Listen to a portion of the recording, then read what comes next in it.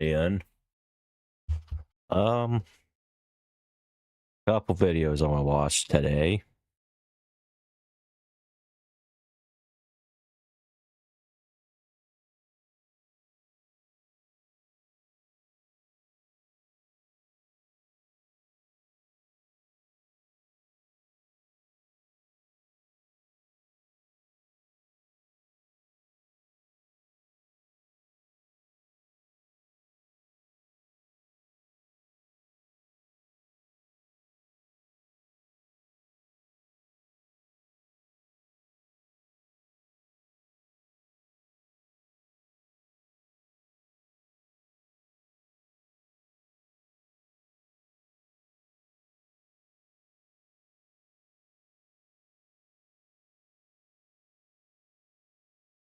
Okay, so there's a new video by Dr. Insanity I want to see.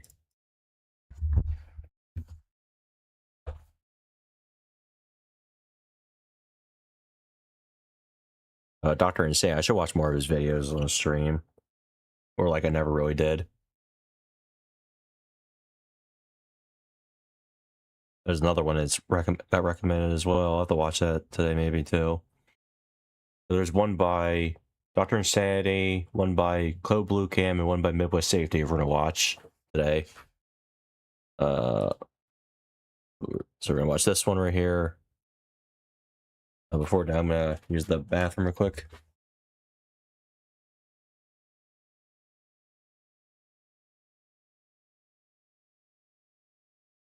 Maybe a drink too. Maybe use the bathroom real quick.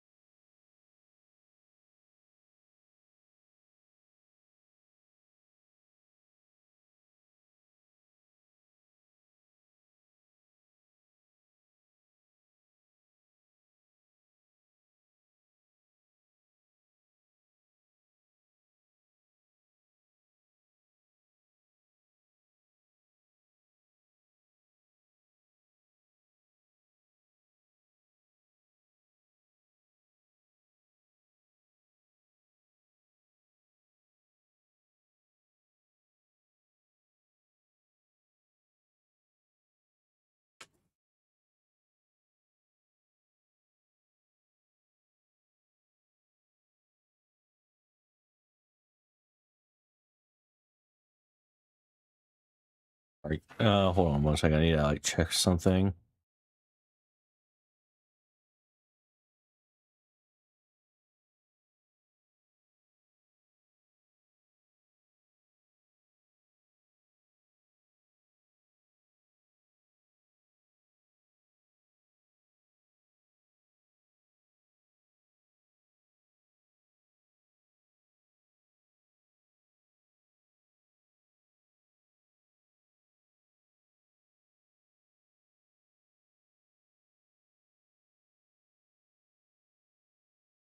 Just looking at some things on Amazon.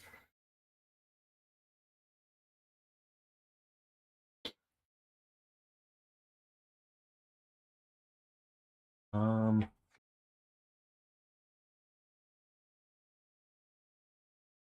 probably don't need this yet.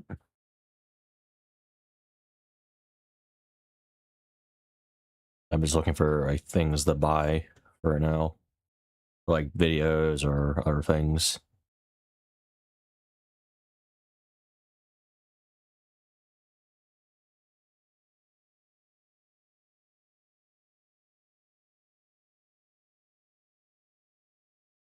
Um,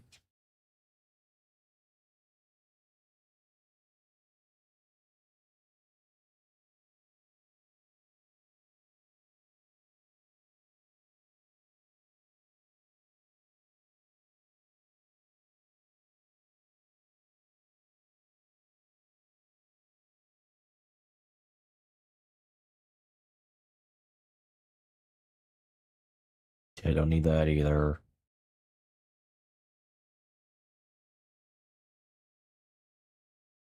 I saw Mr. Beast is coming out with a book. I want to read it. Paperback is $34, but the hardcover is $18.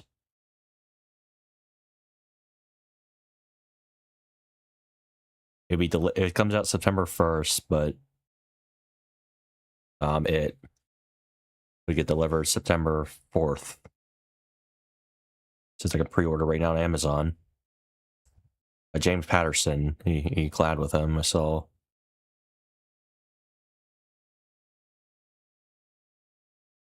I'm trying to buy 3 items right here. One thing I'm going to take somewhere with me. The other one I might use for a video. The next thing I have right here I might use for a video. And then I guess I could pre-order the book. I didn't buy it. I'm just looking at stuff. I don't know. Just Anyway, sorry to keep anyone waiting. Daughter leads police to her father's deadly murder rampage.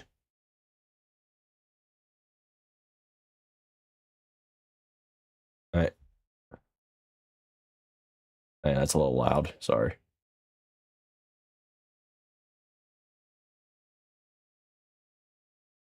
Let's restart. Pretend it never happened.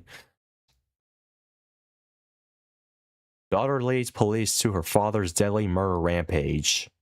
What?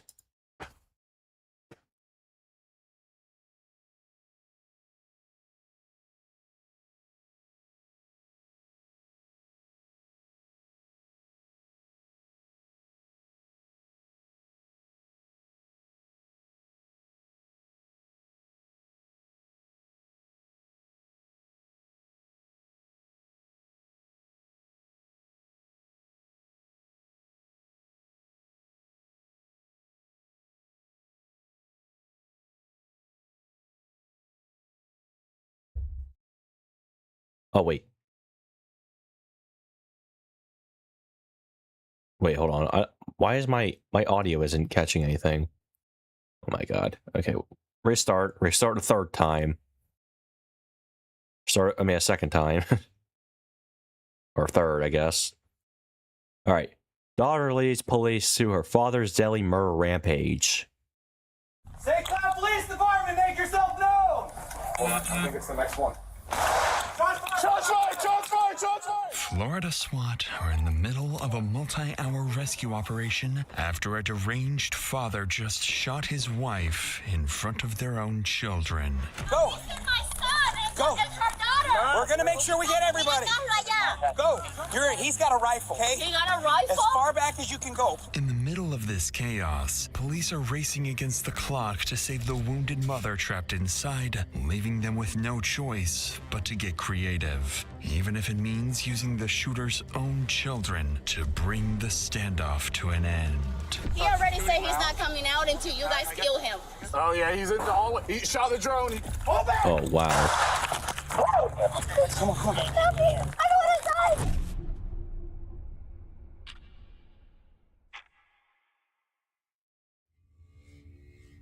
It's approximately 6 p.m. on a Saturday evening in an upper-class lakefront neighborhood in St. Cloud, Florida. Inside one of the homes, a heated argument erupts between 48-year-old Jose and his wife Lizvette, one that's about to completely spiral out of control.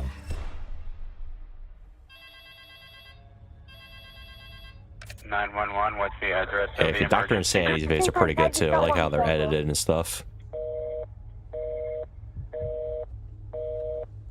My dad is upstairs with the gun. I don't know. He went back to the room. What is your mom? He just shot her. No, he shot her. He just shot her in my bathroom. How many shots were fired?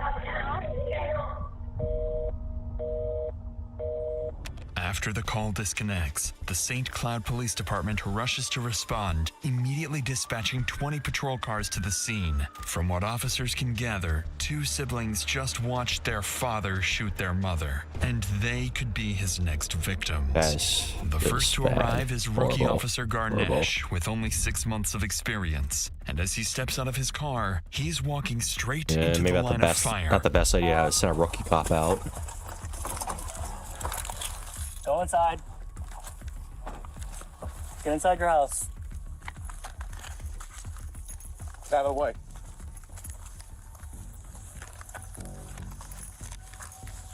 A rookie seems like he might be knowing what he's doing. He might know what he's doing. Have the 1027 and the neighbor step out and come immediately north. All the way at the corner on the left is going to be the target residence. 1027 is one house to the north. One house towards us. Officer Garnesh and his partner are positioned roughly 70 feet away from the active shooter's house, waiting for backup. Moments later, additional units arrive, along with K-9 quickly surrounding the home from both the east and west. Leading the operation is Sergeant Patrick Mannix. With nearly a decade in law enforcement and awards including Hero of the Year, he's earned a reputation for doing whatever it takes to protect innocent lives. So, knowing a civilian hostage may be critically wounded inside, Mannix understands the clock is working against him. So he quickly devises an extremely bold strategy, completely unaware of the danger he's about to send his men directly into. 2 hours until the Sergeant's breach. plan is straightforward, but far from simple. Rush in, take the active shooter by surprise, and get the two children and their Yeah, wounded ain't gonna be mother that out, simple. all while ensuring no civilians or officers are injured. But as Mannix and his team approach the house, the shooter inside has a plan of his own. One that doesn't involve surrender, but instead drawing officers into a deadly ambush. Okay, let's move.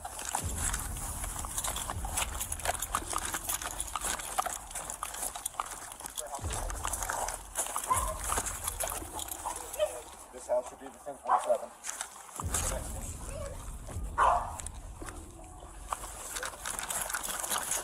Yo. Nice house.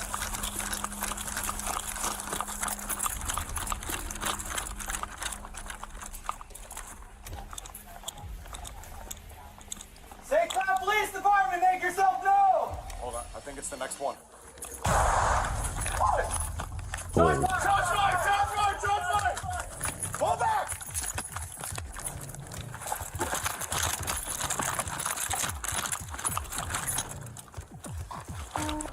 Barry, can you make sure I don't have any blood on me anywhere? Because he's shot at me. I didn't feel anything, but all right. The shooter fires, but the round strikes the door instead, miraculously missing Sergeant Mannix by less than an inch. But as Mannix and his men retreat to cover, a critical problem remains. Officers have yet to secure the south side of the property, which leads directly into a nearby park. However, rushing over there now would expose them to gunfire from the numerous windows surrounding the home. So, faced with this reality check, Mannix is forced to rethink the strategy from the ground up. With tension rising by the second, SWAT finally arrives on scene along with a sniper and a drone operator, giving Mannix his best chance yet to contain the shooter. And, as fate would have it, the most dangerous assignment, securing the back of the house, falls to Officer Garnesh. So with a wounded mother and two children still trapped inside, this rookie officer is about to face the most dangerous moment of his career. Somebody go to the back! Go to the back! Take two. Come on, roll. Come on. Go with him, hold on.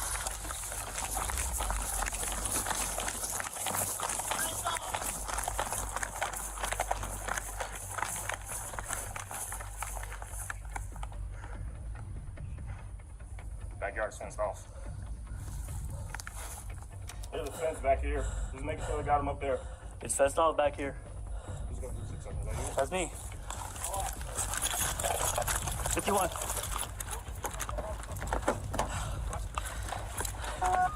Resident 2760. This is the St. Cloud Police Department. Come out with your hands up.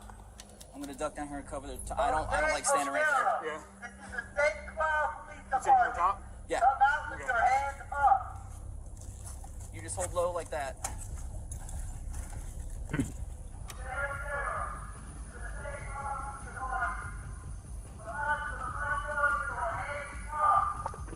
As Officer Garnesh continues issuing commands, SWAT has now surrounded the house from all directions, while a sniper maintains visual on the front entrance. And for the first time since the standoff began, police finally have gained the upper hand. With the standoff closing in on the 1 hour mark, one officer decides it's time to deploy a drone, hoping to locate both the shooter and the wounded victim inside. But what seems like a smart tactical move is about to escalate the standoff even further. Yeah, we already saw what happened in the beginning. He shot the drone down, didn't he?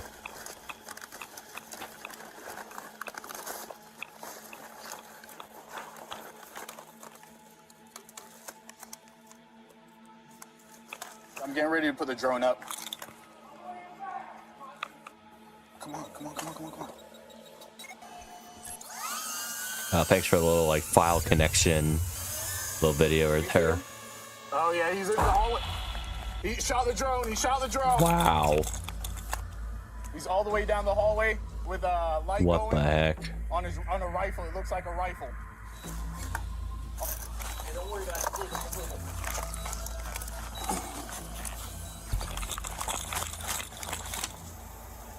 Well, you can see through the front door. You Yeah. can see him. Yeah. Despite successfully locating the shooter, the drone is shot down, making the suspect even more agitated. But even more concerning, there has still been no update on the two children inside or their injured mother until now. Suddenly, officers notice movement, and within seconds, the entire scene descends into chaos. We're sending people from the house just north down the street towards ULT. LT, they're sending people our way. Alexis, don't let anybody leave. All right, get coming. Come on. Get it, go, go, go, go, go, go, go. Over here, come on. 264 Nautilus being evacuated. Stay right here, buddy. Stay right here. Go. Go. We're gonna make sure we get everybody. Go, go. Get behind the cars, get behind the engine. If they shut down the whole neighborhood to stop this guy. Come on. You're not going to. Stay with me. Stay behind this. He's got a rifle, okay? You got a rifle? As far back as you can go. Please, just stay behind vehicles. Stop it. Amid the chaos, officers successfully evacuate the captive children and nearby families, rushing them behind cover several houses away. A 10-year-old boy and his 24-year-old sister tell officers that the shooter inside is their father, Jose Fontanez, and the woman who was shot is their mother, Lisbeth Figueroa. And despite being terrified and shaken, both children are still willing to help, unaware they're about to become the key to the entire operation. With 1 hour. time quickly running out for the children's mother, Sergeant Mannix shifts his focus towards making direct contact with Jose, hoping negotiators can convince him to surrender before anyone else gets hurt. But interestingly, officers are about to realize the only people capable of reaching the father and finally bringing the standoff to an end are his own children. Are we trying to get that number for him? I keep doing them. They keep asking for it, but I'm kind of curious how this is gonna go. The officer was telling me, the one that is outside my house, I'm the next door neighbor. He was telling me that if we got his phone number. So who knows Jose Ortega? They are his kids. Okay, does anyone have a number for Jose? Yes. Okay, can I get the number? Should have it. What does your dad do? What is his job? He builds like boats. Okay, how many guns does he have? They have one that's they had a license for. Is it a pistol, a rifle, I'm not sure. It's a handgun, bigger gun? Yes. Handgun? Okay. Yeah, Harrison, right. Does he have any military experience? no. Thank you. And where are you at? All right, thank you. Give me 1 sec. Stay right here, okay? Dad's in construction. He has one single handgun. No military, no law enforcement interfering. Do we know who should be in the house? They said, I think mom, but I'll double check. Find out who all the I've got his number. Okay. Who's supposed to be in the house? It was me and him, the dog, and my mom and the father. Okay, so only people in there right now should be your mom and your father. Yes.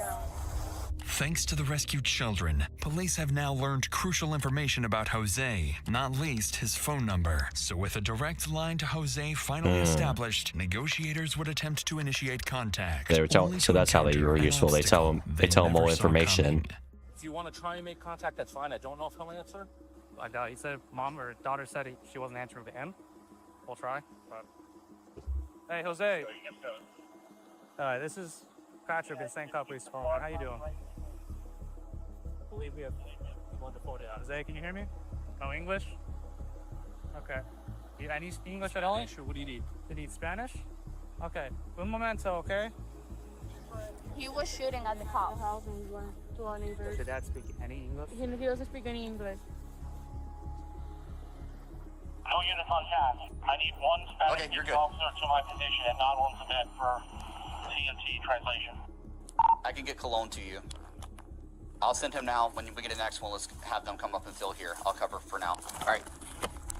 Just as officers believe they're finally making progress, they discover their suspect doesn't speak any English. It was already a stroke of luck that Jose answered the officer's call in the first place. But now, they're forced to wait even longer for Officer Colon, a Spanish-speaking officer, to arrive on scene. While they wait, investigators can't afford to sit still, so they turn back to the children for answers. Because if they can uncover Jose's motive behind all of this, they may be finally able to understand how exactly to stop him. But before we get to that, I used to just keep all my money in my bank account, not really thinking it was An ad. QR code on screen. Yeah, With make your that bag. said, Make your let's bag, return to man. the scene where officers are about to uncover crucial information that will finally shed some light on Jose's motives. So you two were the only ones in the actual house at the time? Yes. Okay, who called 911 originally? And then I was like. So originally, who was the first person to call though? I really don't know. I just heard. Talk to Caitlin, so I can't find the call. I Okay, heard. so you two were in the house with mom and dad originally. You guys heard shots and then you guys left, or I ran upstairs. He was screaming for my name. He shot him in front of me. what did you see exactly? I saw my mom running, telling him to stop. Him behind her. I don't understand what was going on. I thought it was a fake gun that he was shooting her with. Until I saw her in the blood. She had a trip tomorrow to go to California for work. So I had to do her nails. We were talking, and she was telling me about fighting, and while he was fighting, that he was accusing her of cheating, like always. According to Jose's daughter, the attack on their mother was the result of weeks of been paranoia paranoid. over Lisvette's alleged affair with her boss. Paranoia that became so intense, Jose had begun stalking Lisvette and even secretly placing recording devices in the home. And with that, detectives realized that if Jose is capable of snapping and shooting someone over unconfirmed accusations of cheating, reasoning with him will be incredibly difficult, even with a Spanish translator present. Nevertheless, they have to try. Yeah. Approximately 1 hour and 15 minutes into the standoff, Officer Colon finally arrives on scene. But as he prepares to make contact with Jose, he has no idea the shooter is about to make officers question everything they think they know about the situation and who they're truly up against. Jose, can you hear me? What do you mean? Jose? José, no oye. José, soy oficial Colón con el Departamento de Policía de San Cloud. ¿Tú estás bien? ¿Tú estás bien? Yo estoy bien, ¿sí? ¿Qué pasó? Ok, pues, ¿qué es lo que está pasando adentro? Take some deep breaths. Do not sound stressed. Okay? Yeah, I just Take a breath. ¿Quién más está dentro de la casa contigo? Un nene pequeño aquí. ¿Un nene pequeño? Oh, isn't there a Same child as in the there? child was inside. Okay, how old is the ¿Y child? cuántos años tiene el nene? 10. ¿Y cómo se llama el niño de 10 años? Ok. Ok, José, ¿tú puedes caminar hacia afuera de la casa, donde nosotros? ¿Para qué? ¿Para que me cojan? No es para que te cojamos, es para hablar contigo sobre lo que está pasando, porque no sabemos. José, escuchamos algunos disparos. Lo que queremos saber es que esté todo el mundo bien, y para cerciorarnos de eso queremos ver a todo el mundo, ¿entiendes? Esa es la televisión que está prendida. ¿Esa es la televisión que está prendida? ¿Qué es lo que tú quieres ahora mismo? No sé, en verdad, entonces que tengo la mente ida. Sal para afuera para nosotros poder ayudarte, José. ¿Me escuchaste, José? Sí, lo escuché. ¿Vas a salir para afuera? No sé, dame un break a ver. Jose makes the bizarre claim that the gunshots officers heard were actually coming from the television inside the house, despite police witnessing him fire multiple rounds. He also insists his 10-year-old son is still inside the home, the same boy officers had just helped escape with his sister moments earlier. It quickly becomes clear that Jose is either desperately trying to manipulate police or is deeply detached from reality. Either way, negotiators don't challenge his lies and instead continue trying to convince him to step outside. But as the call drags on for the next 20 minutes, their worst fears are slowly becoming a reality. Jose has no intention of surrendering. By now, the standoff has begun taking a visible toll, not only on the officers, but also on Lisvette's children and friends who anxiously wait on the street, knowing that every wasted minute could cost the innocent mother her chance at survival. And unsurprisingly, tensions are about to boil over as one of Lisvette's close friends begins confronting officers over their strategy. I'm not telling you how to do your job, but can y'all go in? So there's a whole set of situations we have to follow, okay? But the longer it takes, the longer it's just gonna bleed. I hear you. We have to be careful. Because then if we start having this He already said he's not coming out until you guys kill him. Okay. Okay, can we get an ambulance now? Please. I understand. Please. So, mira, escúchame. So, tenemos que cerciorarnos que There's podamos. nobody else in there, I promise you. I just need somebody to get there. She's bleeding. But take a breather.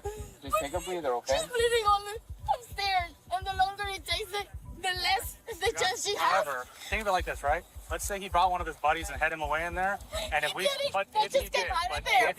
right? We don't know that for sure. He came if alone. he could have, and if say He came alone. He was coming in. I understand that, but we don't know that. We everything we base off off start of sending officers to Saber, now they die. It's gonna be a whole other battle just to get around them. As officers desperately try to calm the furious crowd, negotiations with Jose appear to be going nowhere, so Mannix begins coordinating tactical preparations for the worst-case scenario. Believing Jose is becoming increasingly restless inside the house, and with no update on Lisvette's condition, a dangerous confrontation may soon become unavoidable. Their next moves must ensure the victim is saved, no officer is injured, and ideally that the suspect is taken into custody alive. Hey, That probably isn't going to Let's go happen. over assignments in case he does come out, because we are contact here. Yep. All right. I need I'll one. drop and go hands. I need one lethal. I need one hands and one verbal. I'll do verbal. Waiter's got verbals. I'll take. lethal. I'll hold go lethal. hands. So here's how this is going to work. If he does come out and he does start walking this way, Porterfield, you're going to stay deadly. Cologne, you're going to switch to less lethal. Jess, you're going to go hands with him. Got it? Yes. And you're going to go voice. Jose Otero, this is the St. Cloud Police Department. Come out to the front door with your hands up. You know what kind of rifle is it? A loud one. All right, so whatever we do, we are not leaving this position. Got it? Even if he comes out, runs back in, we are not leaving. What was that, Waiter? I said if he starts fighting with him on the ground and we see there's nothing visible in his hands, I'm going to sling this taser. With Sergeant Mannix's plan now set in motion, officers hold their positions, waiting for the green light on whether Jose will surrender or whether they'll be forced to escalate the situation and make entry. But unbeknownst to Sergeant Mannix, he's no longer at the center of what happens next, as the final phase of the standoff is about to be initiated not by him, but by Jose's own son. At this point, with Jose continuing to resist police commands, his daughter attempts to call him herself, desperately trying to convince him to surrender, but the call goes unanswered.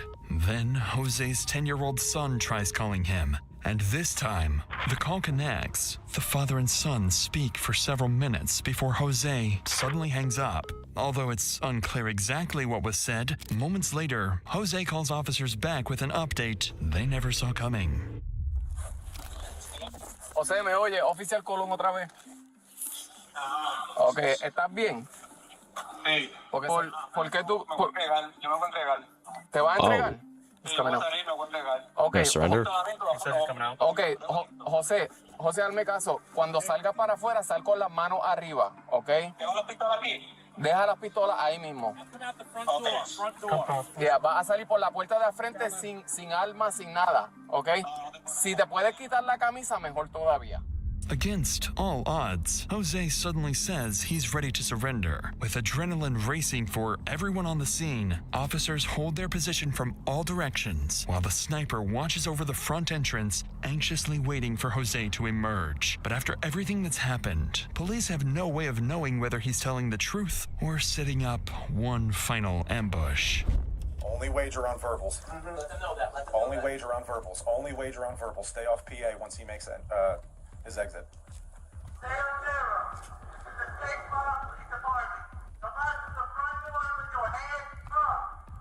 Face away from me! Stop! Stop! Hey, you guys shut it off!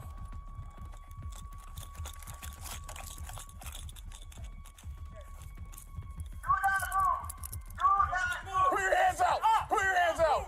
Oh, yeah, she came out.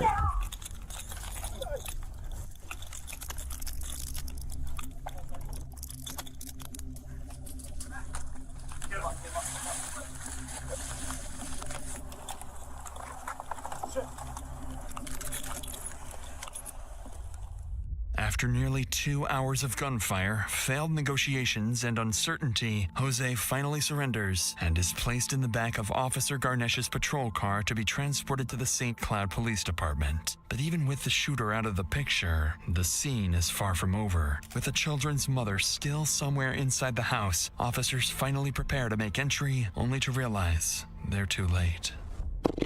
As officers move through the home, up the stairs, and into the bathroom, they make a devastating discovery. The children's mother, Lizvette, lies deceased beside 5 spent 9mm casings in a pool of her own blood. Standing beside her body, officers are left wondering whether they could have done things differently, and whether entering sooner might have ultimately changed the outcome. As the scene is being secured, Jose has already arrived back at the station and is placed inside an interrogation room. Interestingly, as he waits for a Spanish translator to arrive, he lies across the table as though he is the victim, the one who has been wronged. When the translator finally arrives, Jose largely confirms the story detectives had already heard from his daughter. According to Jose, 2 weeks earlier, he placed a recording device after becoming convinced Lizvette was cheating with her boss. Jose claims he heard another man's voice on the recording, fueling his paranoia and rage up until the day of the shooting. The same day Lizvette was preparing to leave for a work trip. And though Jose admits to shooting his wife, perhaps most revealing of all, he tells detectives he never retrieved the weapon from the bathroom because he didn't want to look at her. Following this harrowing interrogation, Jose is charged with first-degree premeditated murder along with 2 counts of attempted first-degree murder of a law enforcement officer. As of June 2026, he remains in custody, awaiting a trial date. And while this case left Florida shaken with how jealousy and insecurity transformed a father of 2 into a cold-blooded killer, our next case takes us to Maryland, where a soon-to-be father unleashes a level of evil that investigators still struggle to comprehend. Inside this gas station, Tori is in the middle of a heated argument with a clerk after refusing to pay for an iced tea. And this is where all hell breaks loose.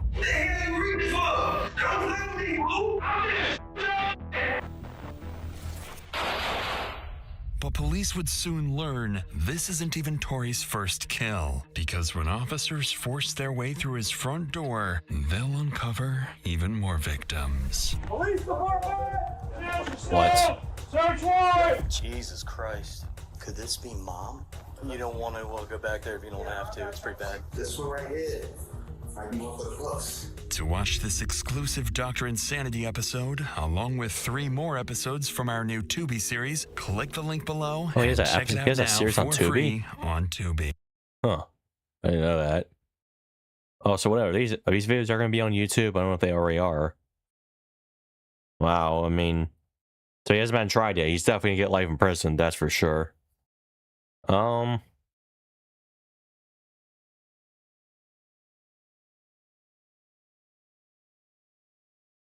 Wrong way drive.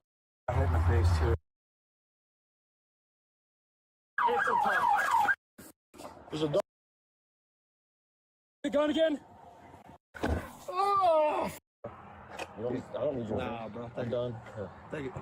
Okay, I guess we're not gonna watch the Midway Safety one. Code Blue Cam.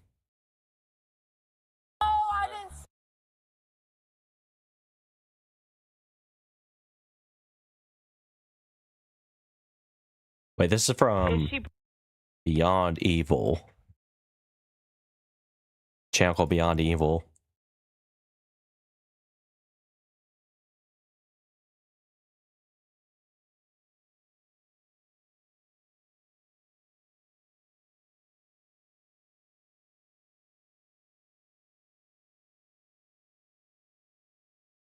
Guys, we found it.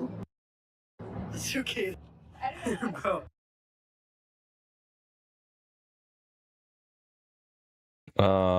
Is she breathing? Is your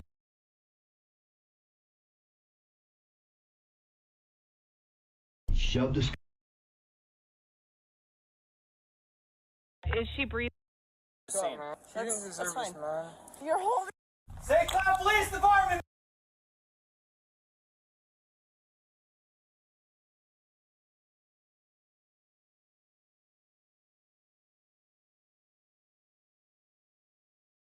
Yeah, I always don't watch it. I always don't like feel like watching because I always judge a book by its cover. I really do. I always do. And I shouldn't. Because, you know, it actually might be good. It actually might be a good video. But, Evil Crime Story Time. Let's look at this. Let's look at, like, some more.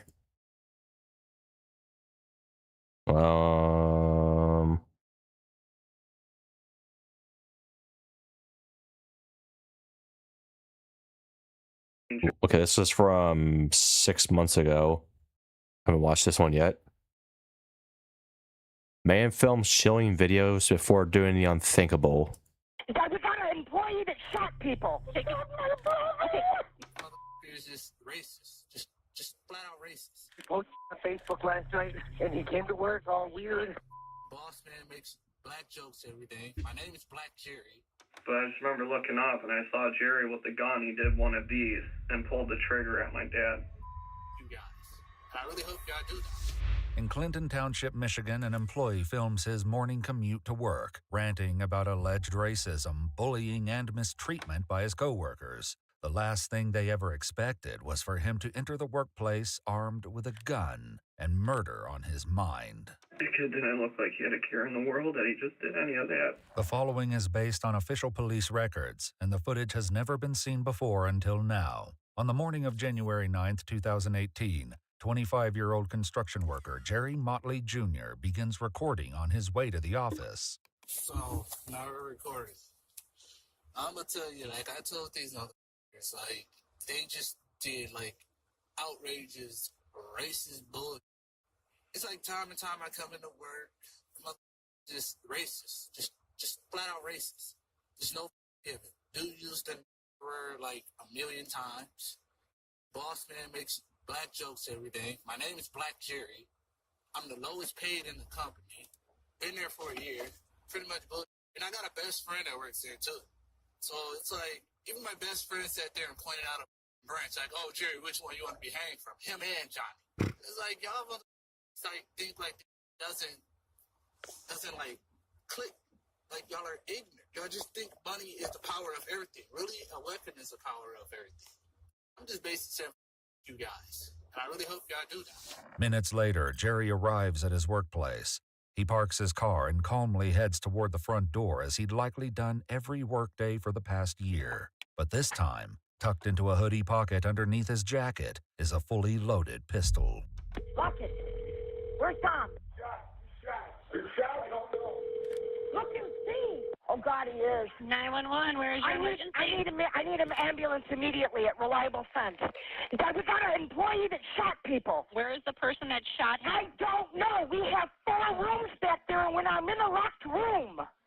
Crime scene scan. An ambulance fast. Okay, Didn't know that I have was a thing. everybody coming. Where is the victim? He's right next to me, and I don't know. Oh. Okay, all right, is he breathing?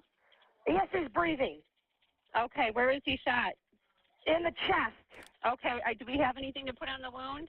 He's got his glove against it now. Okay. Just stay still. Is that shot? All right, who's the person? He shot my brother. I have 2 people shot. Okay, where's the other? Brother, he's trying to leave. I need police now. The dispatcher requests information about the suspect's car, but the woman on the line is unable to answer as someone delivers a crushing confirmation. You mean my brother's shot? Ma'am, take a deep breath. Ma'am, we have everybody coming, okay? Ma'am, somebody get on the phone with me, please. Ma'am, hello? Ma'am, hello? Black Jerry? As more calls reach Oh, dispatchers, they're able to learn from other... So he wasn't lying when they said his nickname was Black Jerry. So I guess he was right that there was racism, bullying at the workplace. That does kind of, motivate people to do things like this. I mean, ugh. employees that the suspect fled the scene in a gray Saturn. It's A Saturn. He works with us. I don't know. He posted on Facebook last night. Wait a minute. People don't even really drive those anymore. Okay. Listen, we got everybody coming to help you. Take a deep breath. What's his name? Jerry Motley. He shot Tom? What the? I have one Conscious person and breathing? Conscious and breathing. Oh, is that blood on the paper? Okay, all right, and what about the other person? Other person's on the ground, looks like he's dead. Oh, it The Clinton is. Township Police Department arrived to the shocking aftermath of Jerry's rampage. One victim, Angelo Joe McCauley III, was treated by paramedics at the scene and transferred to McLaren Hospital with multiple gunshot McLaren wounds. Hospital. In a back office, the business Interesting owner, name. 61-year-old Thomas Edward Badke, was found face up on the tile floor in a pool of blood with a fatal gunshot wound to the head. The murder weapon, a semi-automatic pistol, was found near his legs, containing 7 unspent rounds.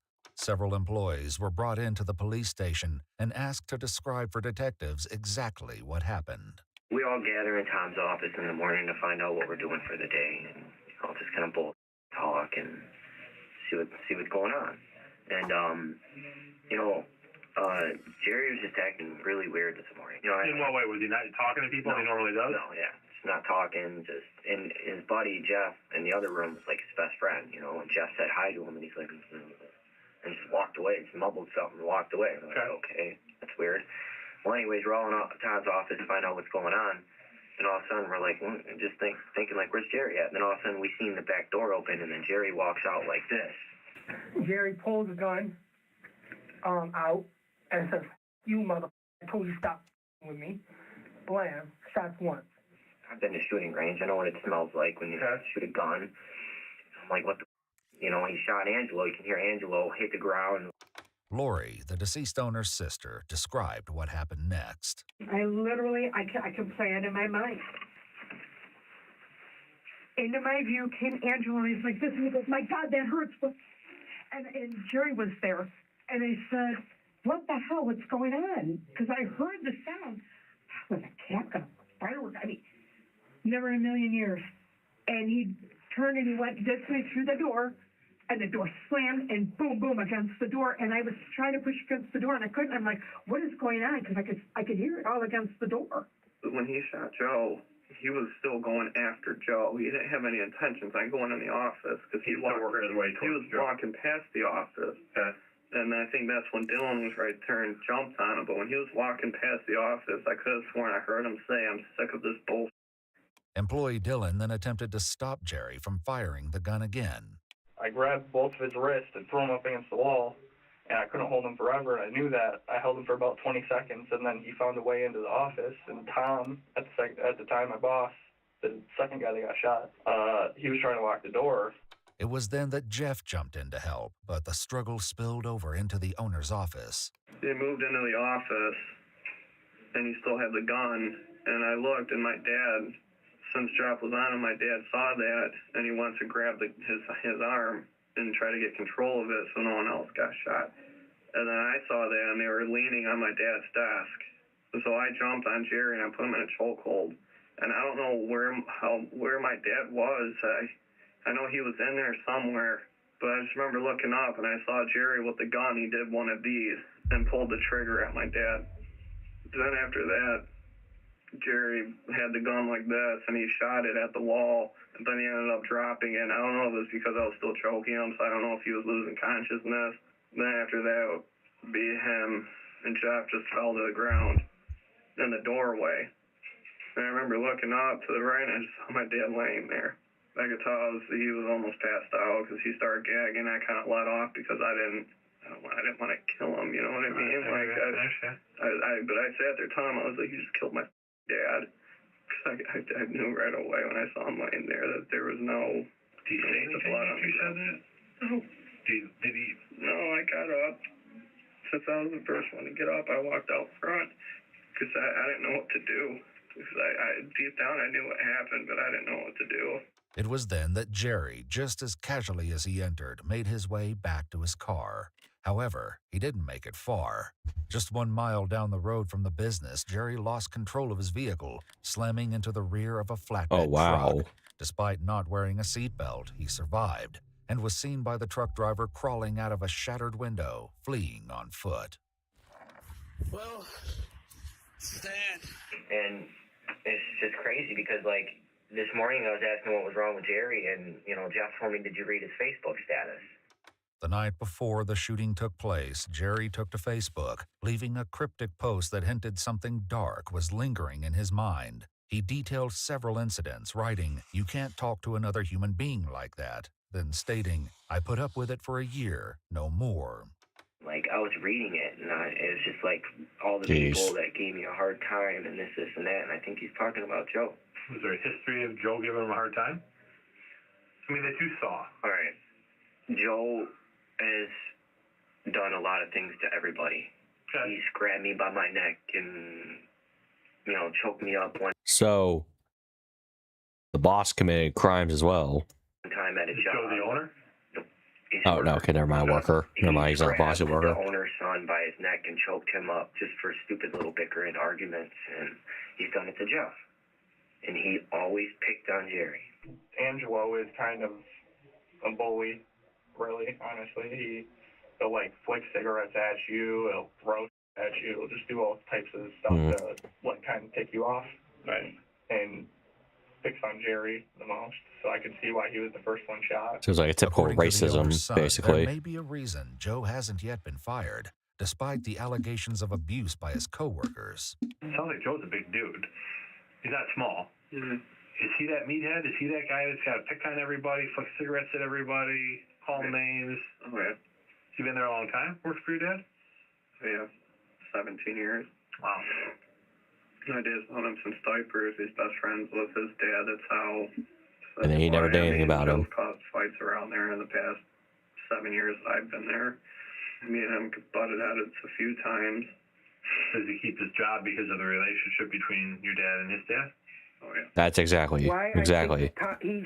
When you a family member who works for you, then there's like no chance of them, like the owner, ever doing anything about him, like because they're a family friend, they're close, and if they do something, they won't get in trouble for it, which is such a shame. I mean, I remember something like that kind of happening somewhere I used to work, and same thing kind of happened. Tom? But eventually he got fired. Is because nothing happened. We've brought to Tom's attention that Joe is... Nobody likes Joe there. Everybody will tell you that. Nobody likes Joe here. We tolerate him. He's a to everybody. You know, he's just a cocky dude, you know? Just thinks his don't stink. In part of Jerry's recording, filmed prior to the shooting, he made it clear why Joe was a target. And Joe, the reason I shot Joe because you're just ignorant. You're the mixture of racist and ignorant. Always constantly yelling at me, telling me to do. I done did everything that you said, but you're still crying about everything. Saying that I ain't worthless, what the hell am I doing in this company? You sat there and antagonized me that one day, and I told you to stop. Like, man, you got me up. Then the boss man's gonna defend you? Have people gone to the owners about Joe and said, hey, things you gotta stop? I mean, he's basically an asshole. Yeah, the last times, like the last situation Joe had with somebody was with me, is when he grabbed me up on my neck one time, and I told Tom, look, I'm either gonna quit, or you need to tell Joe, like, you're going to do something for him, like, get him help. And, you know, Tom told me I'm going to tell Joe to take anger management. I said, you know what, all right, I'll get over it. We're all family. We all got to work together. I've got to put roofs over our heads. That was it. After wounding Joe, killing Tom, crashing his car, and Oh, so fleeing Joe's on still foot, alive. Jerry was quickly Tom was apprehended the one when killed, a Roseville okay. police detective saw him running into a subdivision and successfully tackled him to the ground. He was then handcuffed by an officer with the Fraser Police Department, who later returned him to the custody of Clinton Township. He now sits with detectives who will hear a haunting confession regarding his motives for the brutal attack. I got the job through my best friend. Okay, my best friend is Jeff. Pretty sure you talked to him. But it just, something just didn't really feel right. Like, because then he started completely being that whole, just screaming and yelling at me if I get something wrong. Oh, you're stupid, you're dumb, you're worthless. The way he was acting towards me, and he was like, you would never get a raise here. You're just a piece of and you're. So it seems like all this happened because I guess the owner doesn't like black people, so that's probably why he did this. And then he felt like that was the reason, which probably is the reason why he did this. I mean, in a way, it's also the owner's fault, and yeah, I mean, I'm not saying like he deserved to die. I'm just saying like it's wrong on both sides. Both people are wrong. Is every time we get in an argument, he reverts back to racism, and it's like I'm at a losing chance. And then whoever's with him, they're tagging along, they're laughing at the joke. So I'm just like a target, and it's just a constantly target every single day of my life. Jeff, who explains he's known Jerry since high school, admits there was name calling at the job site. You know, there are times where, you know, there's racial slings back and forth, you know, he might say, or whatever, you know, or you know, he might say something about being white or something, you know. Everybody, even him, would shoot shots back, you know, it's just guys being guys. And then, like with me and him, our relationship, he technically is one of the whitest black people I know. What? He doesn't really like his kind either, per se. I mean, I guess you'd say back in the What's that day. supposed to mean? He kind of acts like it didn't really offend him as much, you know, when we were younger, you know? In parts of the recording made before the shooting, Jerry speaks directly to his best friend, Jeff. Jeff, let me tell you something. You are the most best friend ever. The way you treated me when I first started at that company was overrage. Jumping around in the state truck, screaming, nick, nick, nick, nick. Jerry, you ain't never gonna be nothing. My car broke down, so you had to come and get me. You just harassed me every single day you harassed me about getting my car. When are you ever gonna get your car? I don't want to drive you. All this other bullshit. If you ain't want to drive me, you ain't have to drive. But it's no point. I just sat there and you just screamed and yelled at me. It's like, yeah, I'm the boss of you and all this other bullshit. I can't believe you. Don't get me wrong, we all joke around. You know, it's a construction work. It's a bunch of guys, Right. you know, both around. You're an idiot, you know, excuse my language, or whatever. You know, everybody picks on everybody. All of my friends are Caucasian. All of them. And it's like I never in my life has been treated in a racial way really that bad. And it's like, it's not fair. And it's like, I even thought about, like, maybe I should quit. But something inside of me was like, no, they can't get away. They can't get away with this. Like, this is not right. Y'all already broke through. Like, oh my God, it's nerve-wracking. Just thinking about it, like, it's like, how do you treat another human being so bad and expect him to be perfectly fine with it when it's a constant thing when he told y'all multiple times to stop? Jerry points to the nickname Black Jerry as a source of resentment, but employee Dylan shares their reasons for addressing him this way. We do call him Black Jerry, but it's not because we're trying to be racist. We have multiple Jerrys that work with us. That's what I thought too. The easiest way. That's what I was thinking. He never told us that he didn't like it, so. I'm the only black person there. And like, I kind of like tried to bring it up to Tom, but Tom just like brushed it off. One morning I come in, and Tom, everybody's sitting there. They're just making black jokes. Oh, when you turn off the lights, you're going to see his teeth go. I'm like, that's not funny. He was like, and then they just, no apologies, just went on about their life. Like, are you serious? Like, that's bull. Jerry shares a more specific example of something that happened between him and Joe. One day I was extremely pissed off. Like, by the way, anyone in chat, like, type in some other videos you guys want me to watch, maybe on stream, other than police body cams. Like, if you like type in some ideas or videos, let me know and I'll watch them on stream. Wasn't having a good mood, and for some reason Tom sent me with Joe, and Joe was just being and I was like, dude, can you just leave me alone?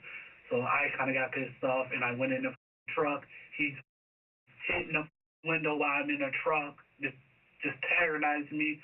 And Jeff was like, you know, he's not going to stop. I was like, so it seems like everybody was in the wrong here. And he's all laughing about it, thinking it's all funny.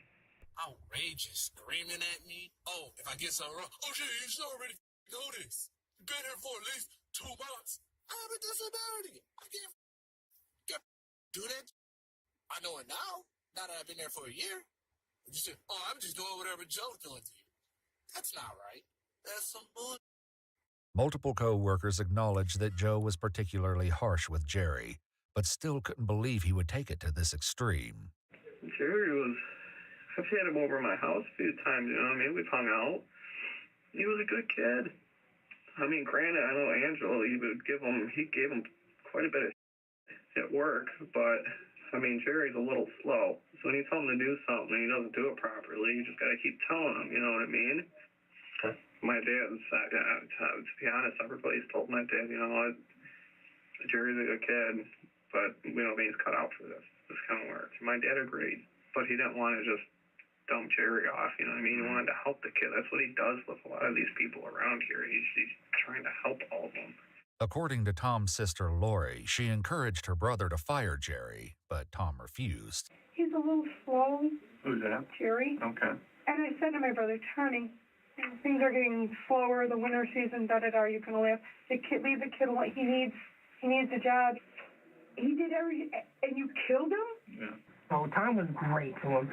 You know, Tom could have canned him 6 months ago, you know what I mean? He just wasn't the best worker all the time, you know, again, he was slow, you know, doesn't like the cold, you know, all this, so, but he was very patient with Jerry, and which is why I don't understand what... When Tom was shot, it looked like he was the target of, was Jerry's intention. Yeah, oh yeah. Right. Oh yeah, yeah. Because there was 4 of us there, and he could have went off and pop all of us. Right. He wanted, but you know he specifically got his arm in, and pointed at Tom, and pulled the trigger. Yeah. Jerry continues his confession to investigators, sharing a specific incident regarding the owner, Tom. Tom's like started laughing, and he just turned to me. Oh, do you want to hear something funny? I'm like, not really, Tom. I really don't want to hear that funny. Oh, if you give a black person watermelon, he can do anything that you say. As he shakes the watermelon in front of my face. So I'm like, wow. So Joe turns around after he leaves the room and tells me, Jerry, don't tell nobody what goes down over here. Immediately I thought to myself, like, yeah, because if I tell anybody, it's not gonna matter. The kid didn't look like he had a care in the world that he just did any of that. And I don't know why he shot my dad. My dad was nothing but good to him. There's no way he just randomly decided to just bring that gun into work. You know what I mean? He wouldn't just do that. He's that type of kid where he has to plan it. He doesn't just go with the flow. His brain just doesn't work that way. I just don't understand what pushed him this far today. So you can't picture a specific event in the last few days or whatever. Okay. Detectives also wondered if this was a sudden decision by Jerry or something he'd been planning for some time. Where did you get the gun from? Gun shop. Have you ever shot it before today? Nope. Honestly, that's my first time ever shooting a pistol. How did you find out how to use it? YouTube. Okay. Yeah. Jerry Wait, explains there's gun he tutorials on originally YouTube? purchased Oh, it yeah. 4 months They're ago shooting videos as after a well. heated argument with Jeff when they were returning from a job site. All the way back, like we're screaming and yelling at each other. He pulled over. He was like, "Your attitude is ridiculous. I hate you." And at this point, I'm already crying. I'm emotional. I don't even know what to do. I'm pissed off. Like, so I went to go talk to Tom about it. Tom was like, "Well, all you need to do is just listen to Jeff." I'm like, "But he's screaming and yelling at me." He was like, "Are you doing what he's saying?" I was like, "But you don't have to scream and yell at me." I was like, "I messed up once and he screamed and yelled at me." She was like, "Well, all I need you to do is listen to him." Brushed it off like it wasn't nothing. So I went to the gun shop, got the gun shop, got the gun, filled out the paper and all that. First time buying a gun. So I carried it once to work because it was the potential. But like that, I backed out because it was like, okay, maybe down the road it'll change. Maybe things will get better, right? Right. I was treated unfairly. Damn, from the simple fact that you say everything about black people. You blame black people for all your problems, and you blame me for your problems. So you ain't never gonna be nothing. Oh my God, you're a piece of... Oh, well, here you go. Huh? I know.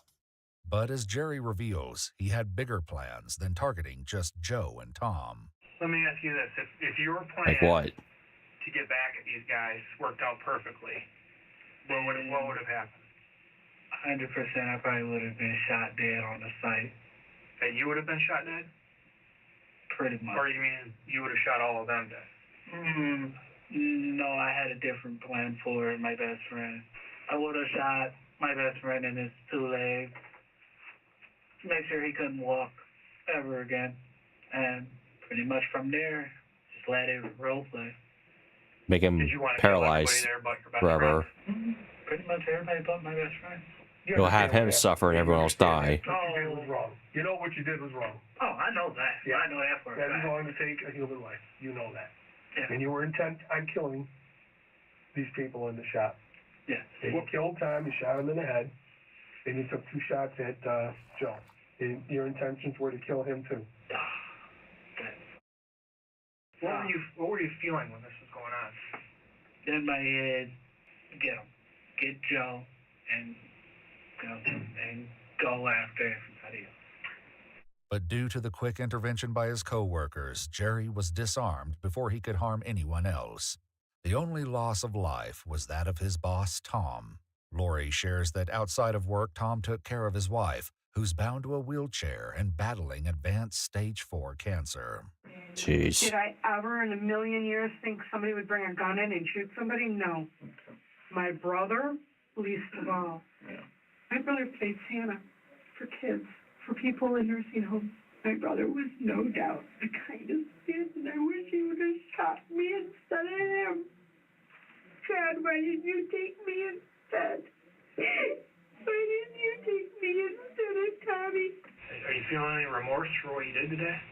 It's probably going to hit me later on, but as of right now, I'm just like, it happened. I can't control it. Yes, I do want to cry because, honestly, it could have been avoided. Yes. I know it was wrong. I know it could have went another way. But hey, it was my choice. I have a song, a peak one, if you want to react. I don't think I can listen to songs on stream. If you have like videos of stuff, like videos, I guess I'll watch it.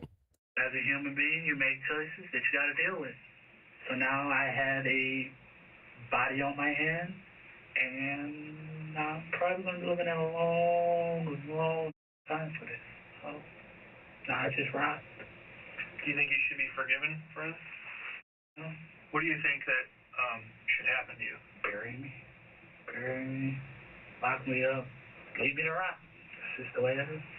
According to court records, Jerry Motley Jr. was ultimately charged with homicide, first-degree murder, multiple theories, assault with intent to murder, weapon carrying with unlawful intent, and 2 counts of weapons felony firearm. A jury found him guilty on all counts, and on August 7, 2025, he received a cumulative sentence of life in prison without parole. If you'd like to see select new videos early and help us keep uncovering case files that rarely come to light, you'll find extra footage and unseen detail. Yeah. I thought about like subscribing to Patreon because you can find like things that they can't show on YouTube.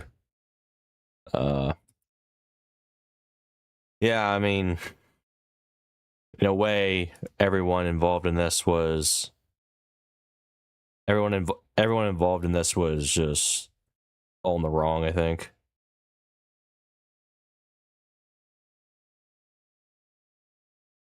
All my suggestions are in Arabic. Yeah.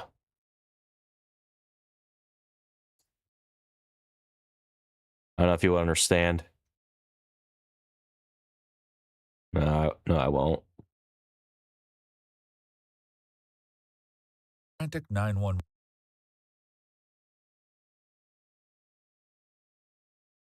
Trying to find another one, another Ewu, like an older Ewu.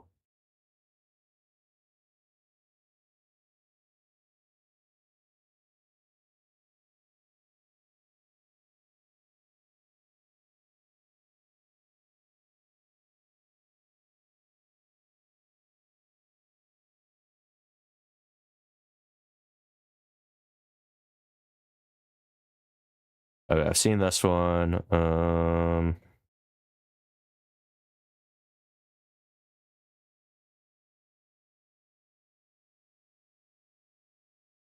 Any like Ewu body cam.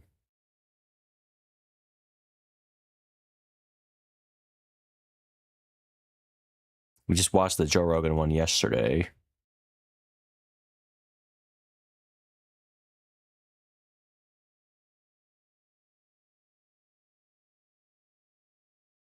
I haven't seen this one. I haven't seen this one right here. So it's about. This was uploaded to June 1st. Okay, so about 2 weeks ago.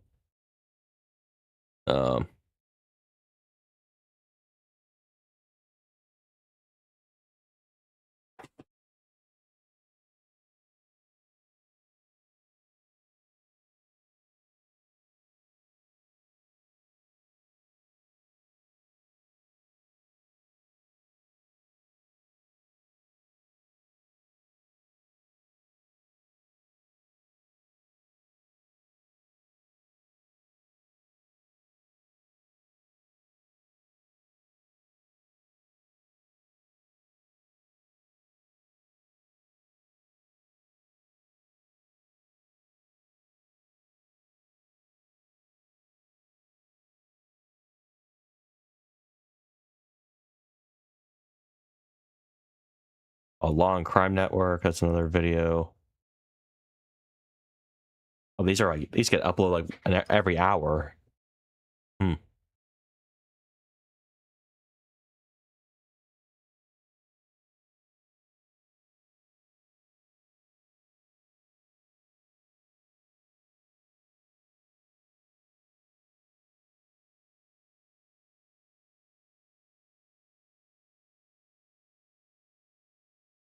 Yeah, I don't want to watch this one.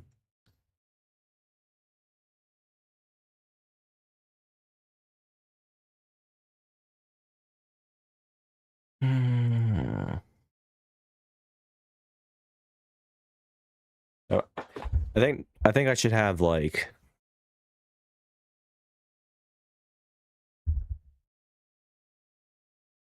I think what I should start doing is planning what videos to watch before every stream, so I don't keep searching for minutes, look for one, but keep you guys waiting.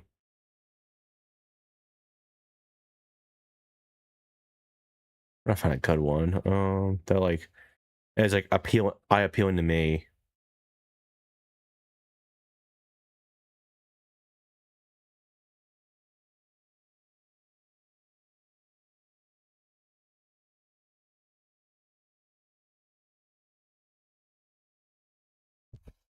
True. Yeah. Try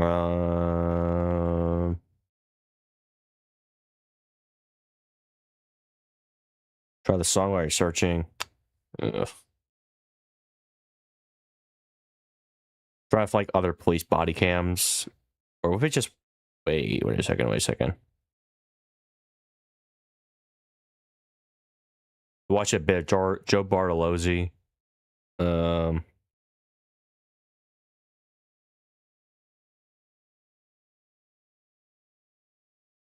Joe Bartolozzi reacts a lot of random stuff.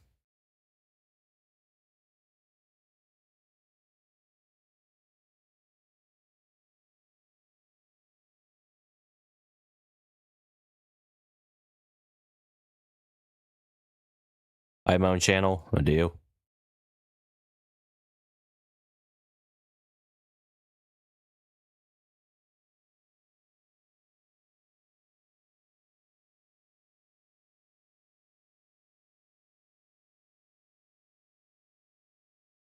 I do.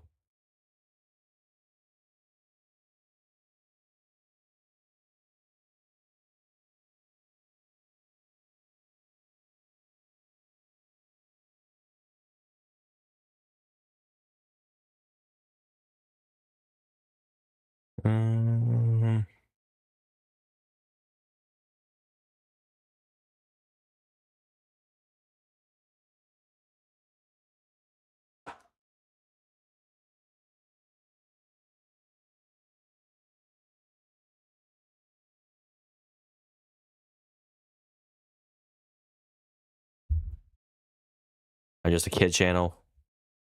You gotta start somewhere.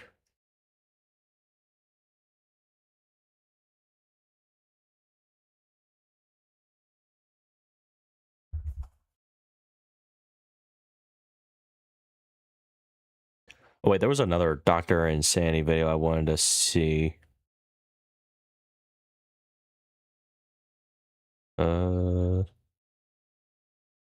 No, wait. No, never mind.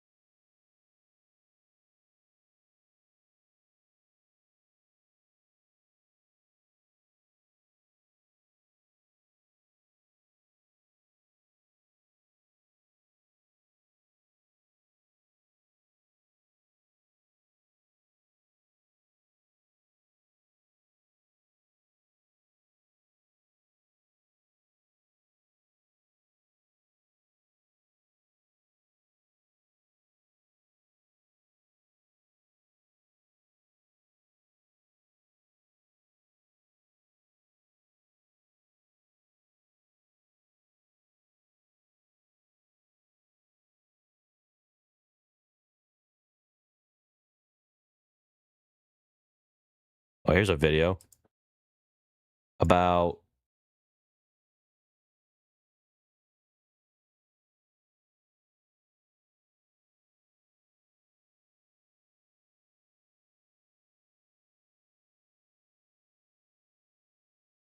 okay, let me just type in something and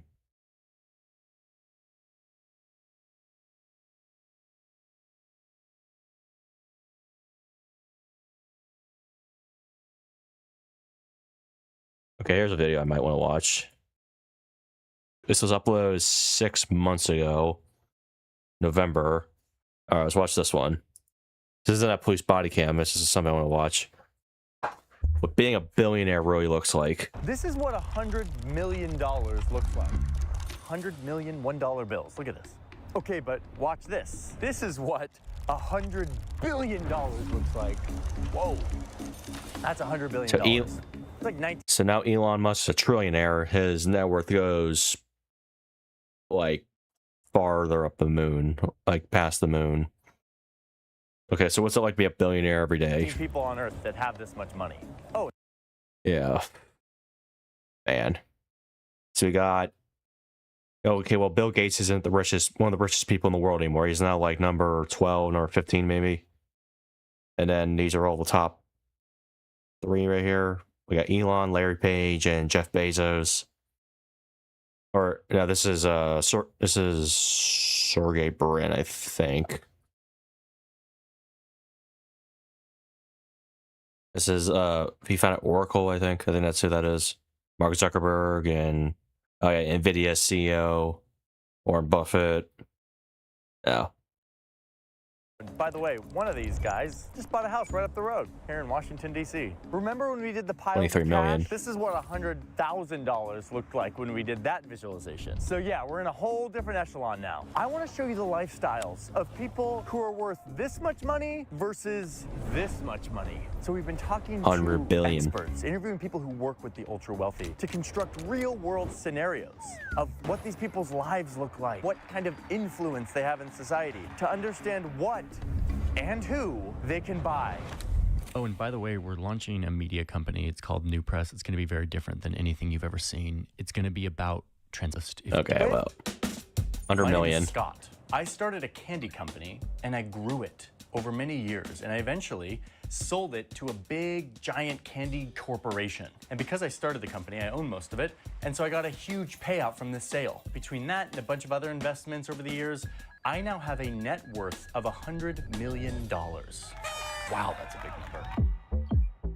My primary residence is New York City, where 818 other centimillionaires live. Centimillionaires. So it's New York City, the home to the most millionaires in the world, most billionaires. Second. But first, let's talk about my fortune and how I can spend it. Now, I can't actually spend my fortune right now because all of it is in the stock market. The upside to that is that it grows and grows. My portfolio grows at 10% every year. So what if I just sell this $10 million return I got this year? This could fund some of my lifestyle. Ugh, but look at all these taxes. All in all, it's like 37% of that $10 million. I guess it still leaves me with $6.3 million to spend. And look, I didn't even have to touch my portfolio. I'm still we worth gotta think about $100 million. taxes. Wait, is this video just tax calculations? No. Let's go find a house.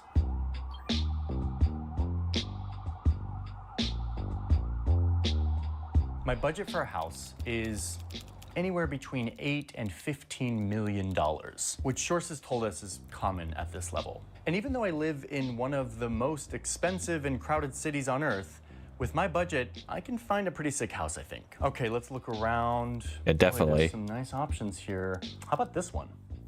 $8.5 million. This nice apartment in Midtown Manhattan. The listing tells me that this is the epitome of refined living. A superior pre-war white glove cooperative. What does that mean? 4 bedrooms, 4 bath. This sun-kissed airy. This sun-kissed airy is one of the crown jewels of the Tony Enclave. What is it? Am I reading like a different language? What is the Tony Enclave? I don't know what any of those words mean. Sorry. But I do know that it has a Yeah, you can tell it's expensive with all the fancy words. And it's the perfect setting for alfresco and also look at entertaining. pictures. And me, 100 millionaire, I am super into alfresco entertaining. I mean, this is looking like a pretty great house. It's got this super romantic painting above the mantle. And in addition to my real library, I also get a bathroom that kind of looks like one. By the way, this is only my primary residence. It's not my only home. I've got a couple vacation homes around the country. Yeah, centimillionaires, This one billionaires in own Miami, homes which is all over the world. increasingly a playground for the ultra-rich, and this one in the south of France. And both of these have full-time housekeepers. Let's talk about my vacations. I visit these houses a couple times a year, but for my other vacations, I'll maybe Oh yeah, go you to get a the house in Hamptons Greenwich, Connecticut. because I love to Greenwich, Connecticut. I mean, that's where all the a lot of the wealthy New Yorkers live. watch polo.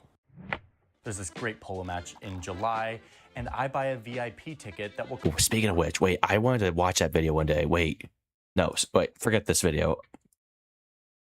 I know this channel inside. I wanted to see this video.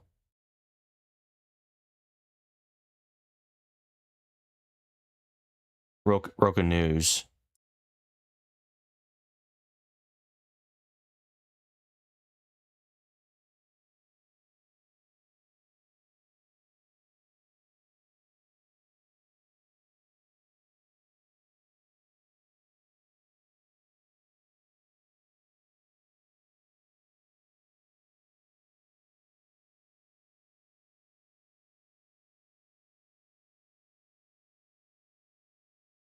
So like Yeah, I want to go. 100 million.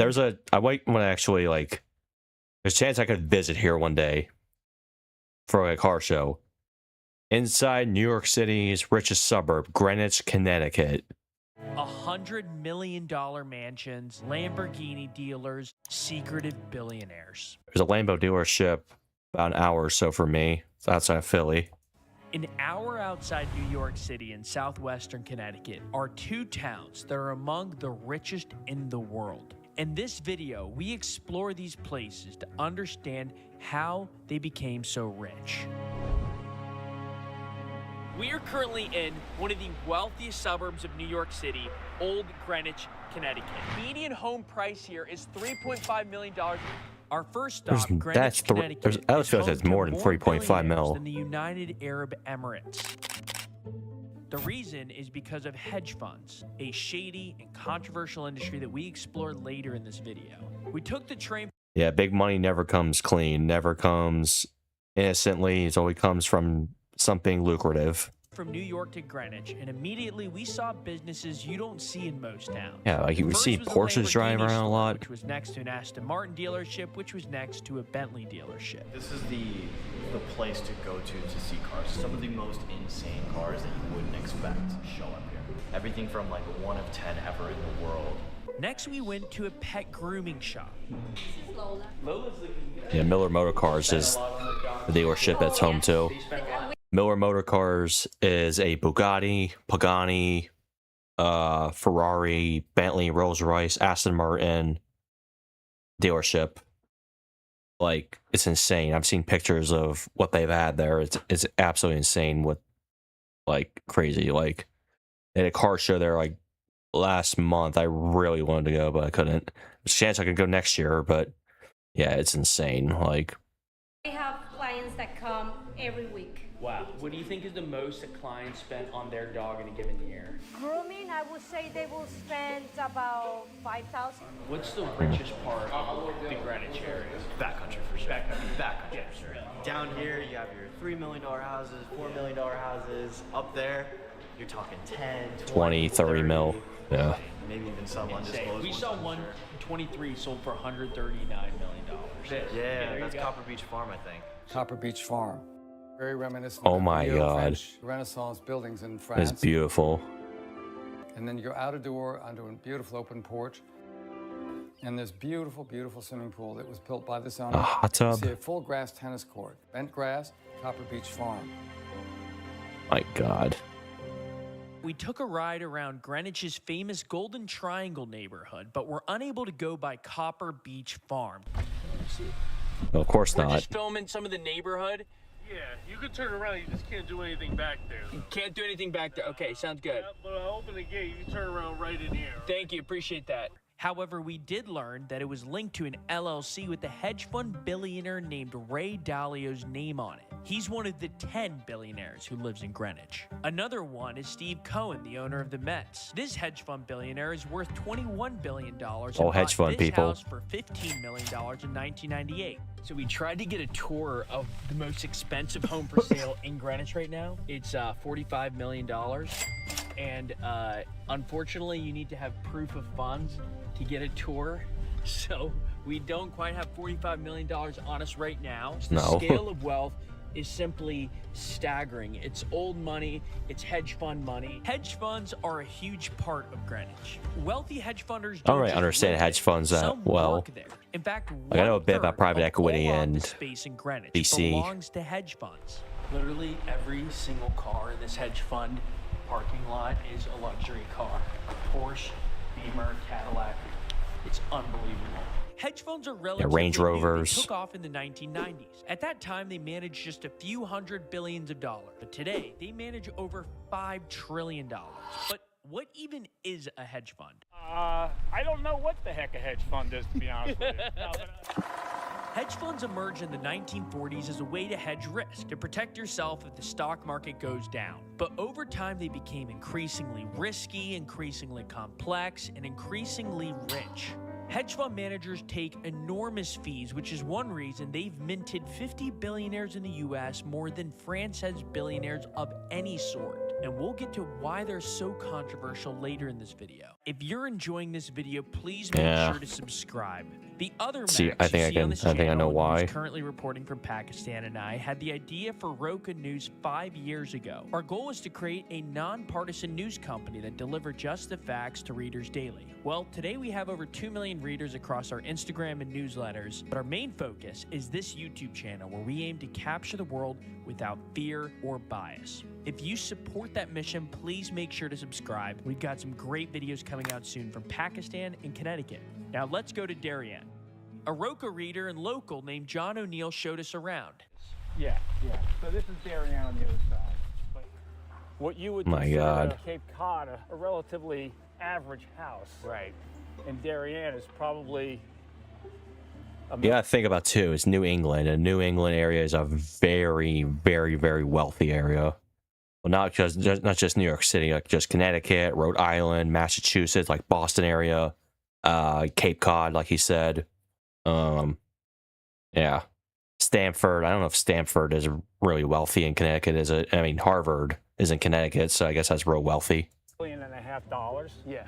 Darien has a population of 22,000 and is 96% white. The median home price in Darien is $2.5 million, but houses can sell for $100 million. This area has the water, and it has the land, and it has the architecture. I mean, just look at this. This is out of a movie. But as you can see, Doesn't even seem real. House after house. In the early 20th century, Fairfield County, home to both Greenwich and Darien, was a booming industrial area, a tech hub even. 98% of these people are in finance. I mean, that's the difference between now and 100 years ago. 100 years ago, it was manufacturing. Right. Whether it was steel So yeah, Greenwich wasn't always now there's not much manufacturing uppity, in Connecticut at all. What's wealthy area. your take on why? Energy costs. Connecticut is the second most expensive state for electricity. The state of Connecticut legislatures over the years have let What's us like the down their energy policy. what's like the average income you need to live comfortably in Connecticut? Average income to live comfortably in Connecticut. Over $100,000 for a family of four is almost $300,000 a year. Jesus. Or okay, how about to live in Greenwich?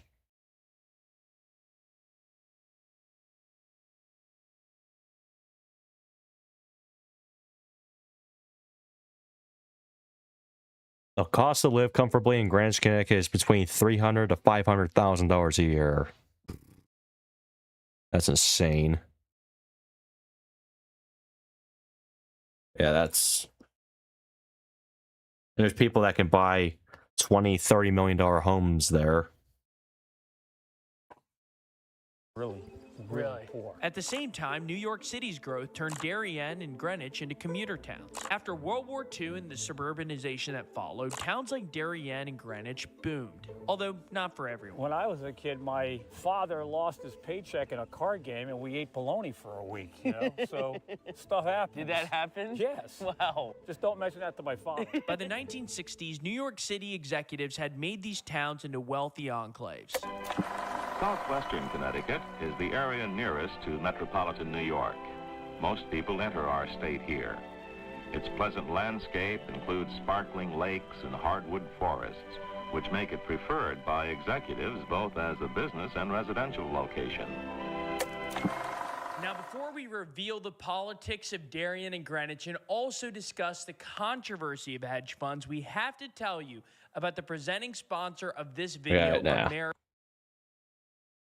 Make your bag. Back to the video.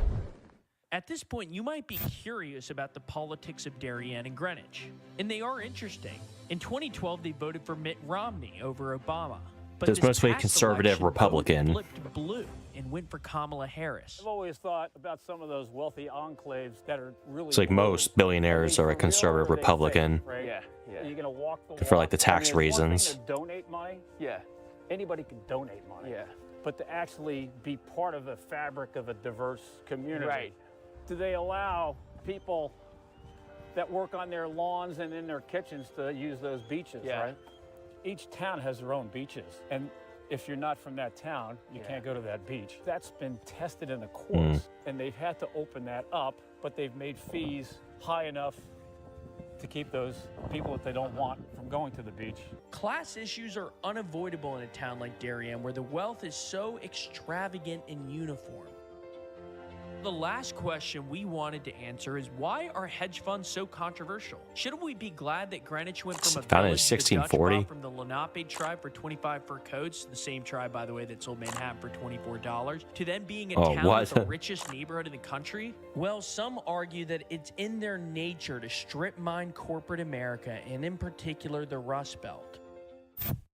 One of the many examples would be the merging of Cabela's with Bass Pro Shops. There are plenty of questions tonight. Cabela's and Bass Pro have announced a multi-billion-dollar merger. What is unknown is how that'll affect Nebraska jobs, including roughly 2,000 people in Sidney, Nebraska. In 2015, the hedge fund Elliott Capital Management bought a major stake in it. At the time, Cabela's was profitable and employed 2,000 people in Sidney, Nebraska, which had just 6,000 people in total. Well, after Elliott bought a stake in Cabela's, it pressured it to sell to Bass Pro Shops a year later. It did, and that closed its Sidney headquarters, decimating the town. Elliott Capital made $90 million from the one-year investment, and last year, by the way, Elliott Capital opened an office in Greenwich. Some say this is a pattern that's happened over and over and over in America. But defenders of hedge funds say our free markets have made us the richest country in history and forced companies to be more efficient and competitive. By the way, we don't mean to paint the town of Greenwich as evil, but we wanted to share this viewpoint, especially after all of our travels in the Rust Belt. Everyone we met in Greenwich, we should note, seemed nice. Even the town workers agreed.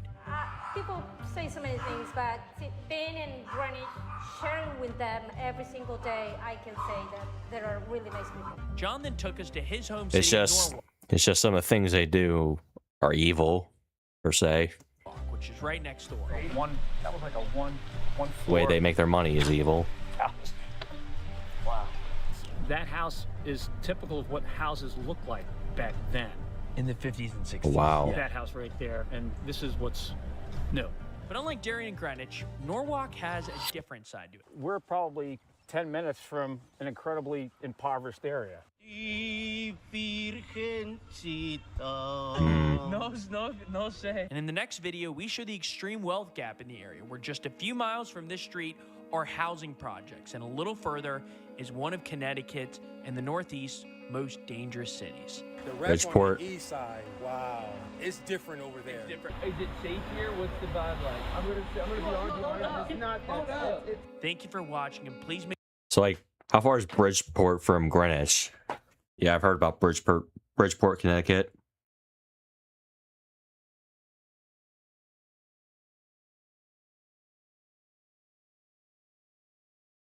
It's literally like half an hour away from there. So, like, on the one side, you have abundant wealth and exclusive. So, like, on one side, you have affluent and prosperity and wealth, and on the other side,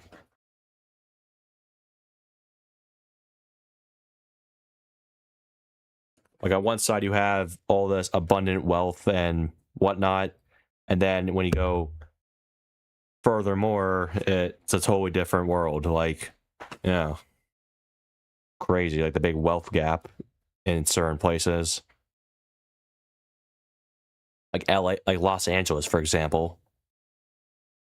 Okay, I want to. Okay, so this is the richest area, one of the richest areas in America. What is the richest area in Pennsylvania, in my state? Richest town in Pennsylvania.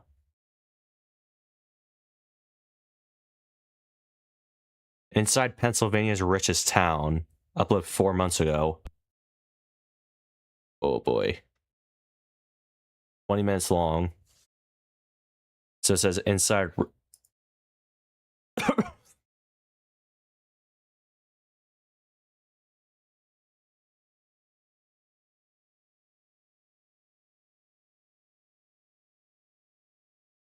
Inside Pennsylvania's richest town. Now, for those who don't know, I live in Pennsylvania.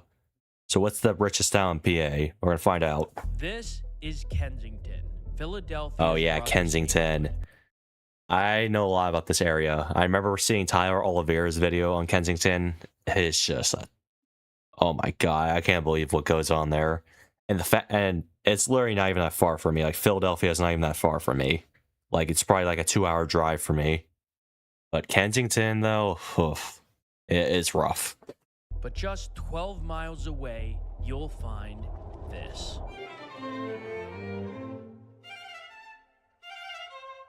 Really? This is Gladwin, Pennsylvania's Gladwin. richest town. With a median house value of over $2 million, Gladwin is one of Philadelphia's many wealthy suburbs. Gladwin is locked in time. Gladwin is the Brigadoon of America. A lot of our friends are in real estate, a lot of finance is still Yeah. here, private equity, hedge funds, lots of private wealth management. The quaint town, however, is about to experience a massive change. All right, so we just found out something crazy about the town, which is that it was just bought by an individual.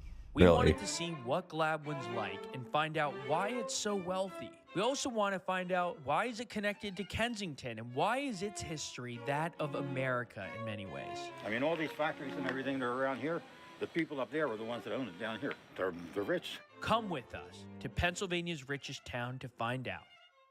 Our journey starts in Kensington. Kensington is known as the zombie capital of the U.S., thanks in large part to the dozens of YouTubers Yep. who've done videos there. But it I actually thought about doing the same thing, but I was like, that's probably not a good idea. So I don't know anybody who lives there that could help me out. used to be quite different. How long have you lived in Philly? Say 73 years. My parents moved us here when I was 2 years old. The farm burned down. Wow. So we moved here too. So what did this neighborhood used to be like? Factories, really big factories. I mean, big But factories. Kensington used to be like a. From what I read, Kensington used to be like, this town that was settled by Irish immigrants, and they made factories and manufacturing, and now it's like a drug den, basically. Yep, that building right back down there. Wow. They were a real big thing around here. Back when I was a kid, I mean, Jesus, my father worked. My mother did not work.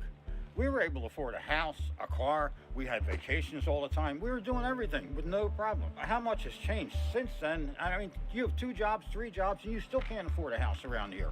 It's ridiculous. It's ridiculous, totally.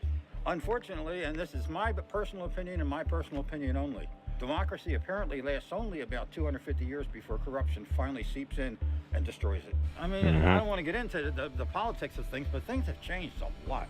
Kensington was once a manufacturing hub, and it helped earn Philadelphia the nickname of the workshop of the world. Located right on the water, Kensington was perfect to host factories and lumber yards. Breyer's Ice Cream was born here, but it was most known for making textiles. This was the Kensington Mill District, which was once the world's HQ of textiles. Yeah, so believe it or not, Wow. the cowboy hat was invented behind us. This used to be the iconic main factory building of Stetson Hats, which had 5,000 employees. This used to be the garment capital of the world, at least they claimed. And you still see the sewing factory building here, the tie factory building there. Philly was a garment hub.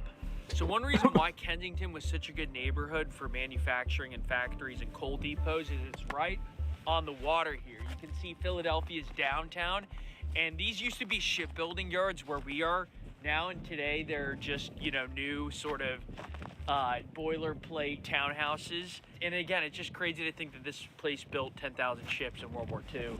And the reason it's connected to Gladwin is this. I mean, all these factories and everything that are around here, the people up there were the ones that own it down here. They're rich. That's what they are. They have big mansions. Really big mansions out there and stuff.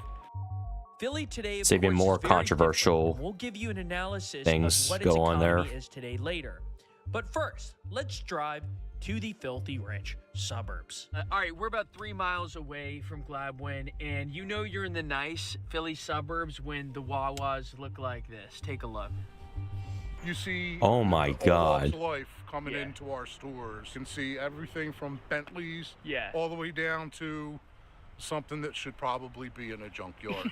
So, real quickly, what's the reputation like Gladwin? That's where we're heading out today, the rich. Well, it's a richier area that I don't live in.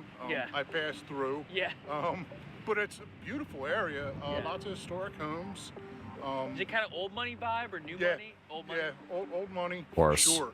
It's probably a healthy mixture of blue collar and white collar. Are the colleges a big deal around here, like Penn and Villanova and all that? Oh yeah, Penn is a big one. You also said that there's a celebrity you'll sometimes see around these parts? Yeah, Mr. Barkley, Charles Barkley. But I'm gonna just say this about some of the Wait, women what? who work here. They're a little overconfident. They can fit in them big draws. Oh man. Charles Barkley's from there? He's been known to come and visit around the holidays. He's a house very there? Friendly, very personable guy. Before we left this guy, I had to call him out on one thing. By the way, are you from Delco by chance? Yeah. The accent. I got that accent down. An accent? The Seriously? Delco accent.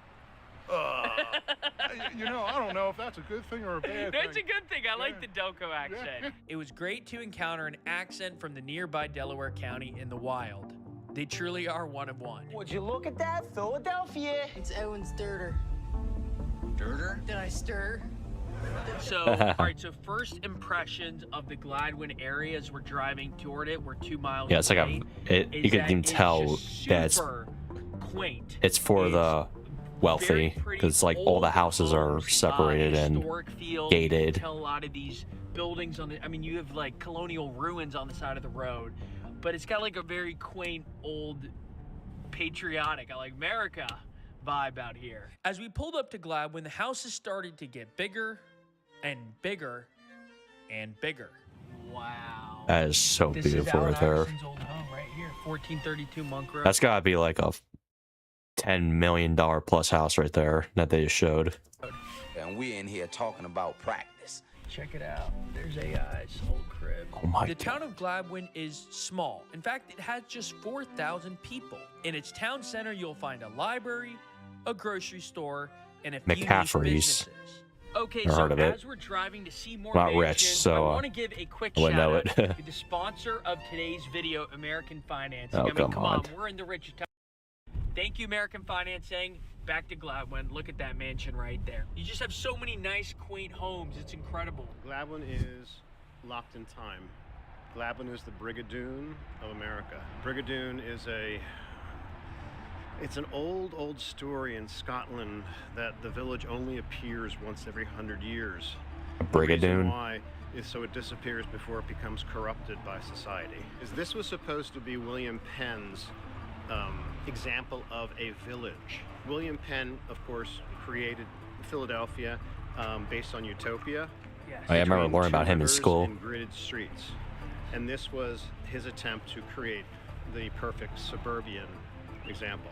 And we've been very lucky to keep it this way. Many people tried to come in here and turn it into a just madhouse. And we've fought just to keep it this way. Huh. McCafferty's wouldn't be here if it wasn't for a group of the villagers, which we got together, which I was a part of, and stopped the developer from putting in 65 apartments. Early on, there was mills down the bottom of the street.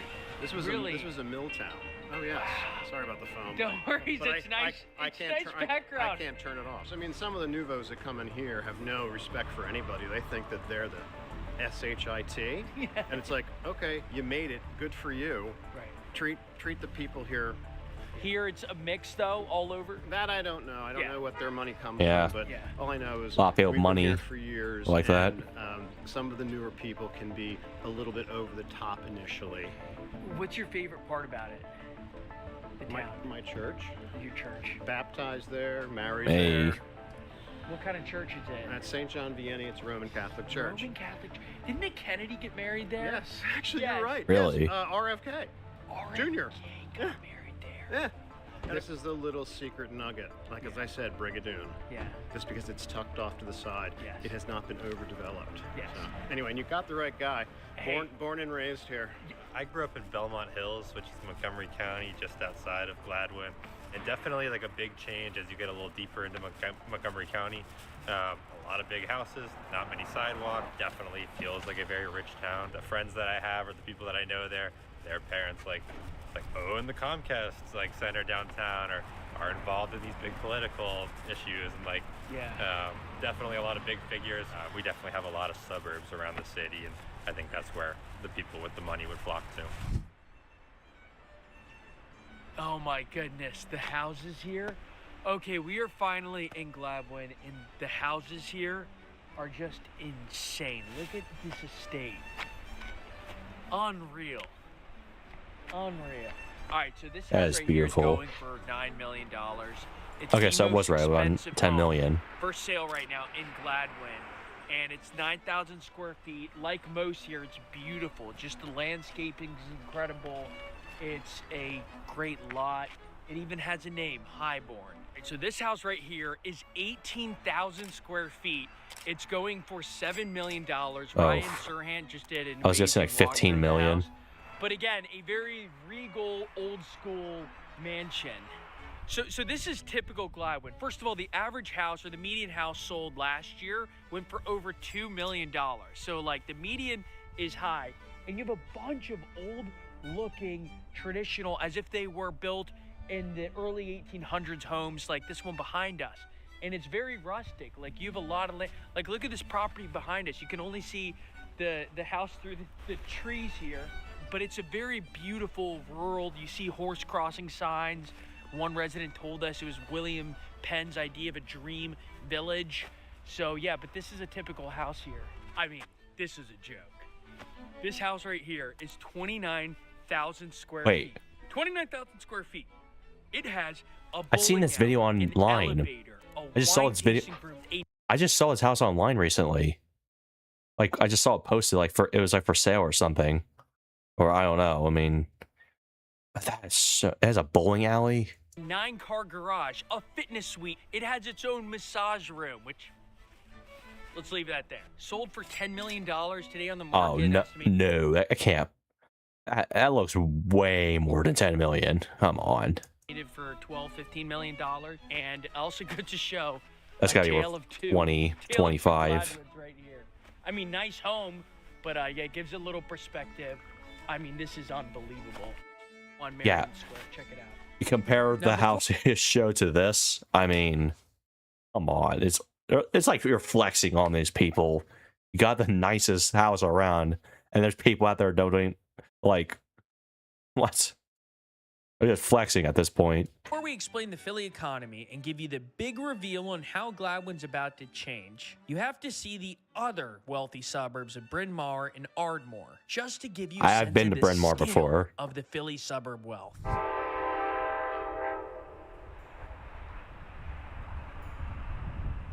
I'm Marlon.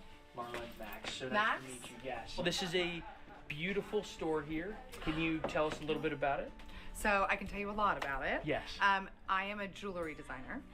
Marlon Schiff is the brand. And I thought it would be a great idea to open up a boutique that is a branded boutique. So all the jewelry in this boutique is my label. It's a fun place. The community really supports it because we're a fun gift store. So when did you start your business? I'm afraid to admit. No, we got to hear. When I was 24. Amazing. So I'm 60. You honestly, you do not look. That's been a long time. Okay, so the town's here. So we spent a lot of time in Gladwin. What's Gladwin like? How would you describe it? It's a throwback in a lot of ways. It's very charming. I think it's very quaint. Like I go to the market there all the time. My vet isn't my vet. My old time. It's like an old time vet with like a little patio, and it's just so cute. But don't you think it's like so quaint? That's literally, the best way to describe that was the one word I used immediately. Quaint. Was quaint. The homes, it's like they're proportionate. That's where I go to the lot. hardware store. Yeah, So cute. But then you come out here, Ardmore and Bryn Mawr, and like so many pretty towns here. How have they changed in the last year? Drastically. Yeah. Drastically. You also have the golf club here, I've heard. Yes. Yeah. Marion. And they're having the open, but I think maybe the next summer might be here I saw again. that. How would you describe kind of like the sources of money? I mean, it's varied. A lot of entrepreneurs, real estate, law is a big thing in Philly. Good and bad. Yes. There's right. There's a lot of lawyers in Philly. Don't get hurt here. Yes. A lot of our friends are in business for themselves. A lot of finance is still here. Obviously, it's not New York. Yeah. But there's still a lot of financial institutions, private equity, hedge funds, lots of private wealth management. A lot of young people complain about cost of living, breaking into a town like this one. What's your response to that? Well, since my kids are 31, 30, and 28, I'm in the height of that. And no, I think it's tough. I think the cost of living is very high. So this lady here, Marlon Schiff, she has a big business, does business all across the country. We just met her at her store here. Unbelievably nice. It was inspiring to talk to Marlon Schiff, who welcomed us despite the lack of heads up, and she sort of hit the nail on the head about Philly's economy. Its wealth is complicated. So a ton of the people in Gladwin and the nearby town Ardmore, they commute into the city via train, very similar to what we've seen in some of the New York City suburbs. And so this is the closest train station, Haverford train station. You might recognize that name, Haverford College, a really prestigious liberal arts college is here. So what is that saying on TikTok? It's like, what's trash if you're poor but class if you're rich? I think train stations are kind of like that. You see a lot of luxury cars in the parking lot here. You got a Benz, you got a Lexus, you got a Range Rover there, you got another Benz there, and anyways, so here's Haverford. Okay, so this rock right here, I've seen it everywhere in this suburb. It apparently has a name. Wissahickon Schist is the name. Wissahickon Schist. It's a rock unit that's unique to this part of Pennsylvania, some parts of Delaware, some parts of Jersey. But if you're ever playing GeoGuessr for wealthy suburbs in America, and you want to know if it's a rich Philly suburb, this rock might be your giveaway. The Philly economy is indeed varied, and the evolution of wealth is really that of America's. In the United States in 1950, 1 out of 3 workers worked in manufacturing. Today, fewer than 1 in 10 do. Yep. Those numbers almost perfectly line up with Philly's decline in manufacturing. Philly's decline started in the 1970s. At the start of that decade, 1 in 4 workers in Philly was a manufacturing worker. By the end, it was less than 1 in 6. Today, it's less than 1 in 10. What's replaced the blue-collar workers, although there are still some, is a largely white-collar economy centered around healthcare, education, law, finance, Business. and media. Comcast, one of America's 40 biggest companies, is based in Philly. Is it really? But the I biggest didn't know company that. based in Philly is probably one you've never heard of. It's AmerisourceBergen, which changed its name in 2023 to Cencora. The company, which is the 10th I largest saw in that company when I went to America, is actually Conshohocken based in the at the suburbs car near show I went to, Gladwin. like But again, I can't stress enough to June you how 7th, important I think. healthcare is to Philly. In the Philadelphia metro area, there are 100,000 jobs in healthcare alone. Much of this Wait, is I was near Gladwin. Oh, no way. So, like, hold on a minute. Hold on. I think I was, like, in this area, like, in this particular area right here when I went to that car show, that Concours event. I think I was, like, right here in this area. I didn't know Gladwin was right here. Or was I, like, over here somewhere? I don't know. I couldn't really tell. I didn't know this was Gladwin. I thought Gladwin was, like, further up. area, there are 100,000 jobs in healthcare alone. Much of this is concentrated around Penn, which is a hotbed for medical research. In fact, it's earned the nickname Silicon Valley because of all the cell and gene therapy research Silicon Valley. there. But that health industrial complex extends far beyond Penn. But now we go back to Gladwin, where we learned at the end of the day how the town is about to undergo serious change. Over the course of today, we've learned something crazy about the town, which is that it was bought by an individual. And an individual has been in the headlines a lot lately.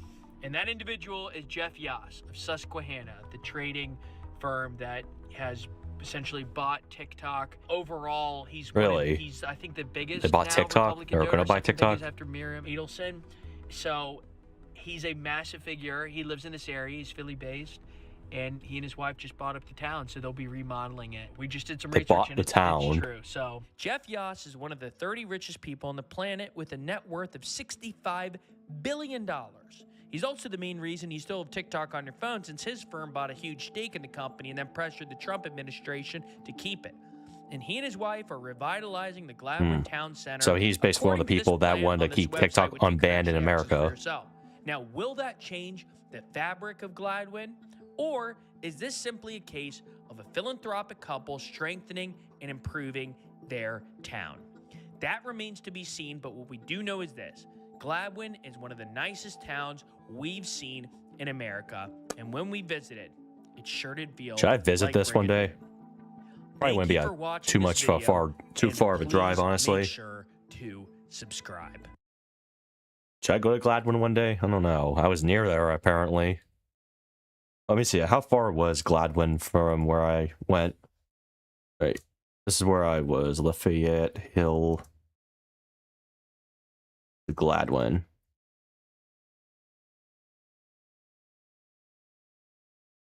Oh my god, it's literally 18 minutes away. Oh my god, we could have went there that day. Could have went there. Well, how far is Gladwin from where I live? Hour and 20 minutes. Yeah. We have a population of 4,000, a 2020 census. Insane.